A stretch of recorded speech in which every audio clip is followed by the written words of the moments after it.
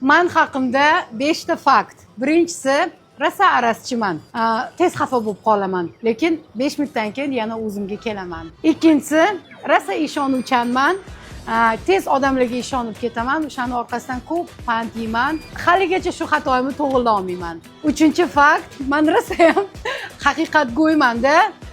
Biron joyda nohaqlikni ko'rsam, u gapirmasa ham o'zim gapirib o'rniga ketamanda, o'shaning orqasidan doim yomon bo'lib qolaman. Endi 4-inchisi bilan 5-inchisini boshqalardan so'raymiz. Ma'rufacham haqida yana bitta fakt. Sir yo'q. Hammani oilaviy siri bo'lsa, Ma'rufachamda umuman sir yo'q. Oilasida qanaqa muammo bo'lyapti, hamma biladi. Bezangren biladi. Yashirib biz yuramiz, lekin boshqalardan o'zimiz eshitamiz. Tanimaydiganlarimga ham bittada hamma narsani aytib chiqaman. Na, shunaqa. Sizga aytuvdi-yu, bular qayerda eshitdi desa, "Yo'q, o'zi aytdi gapda" deb aytadi. O'zim aytmayman deydi yana. Xijolat bo'lamiz. "Yo'q, unaqa emas" desak, "Yo'q, ishonib bor, shunaqa o'zi aytdi" deb qo'yadi-da. Unda kelinglar 5-faktni o'zingizlar kommentariyaga yozinglar.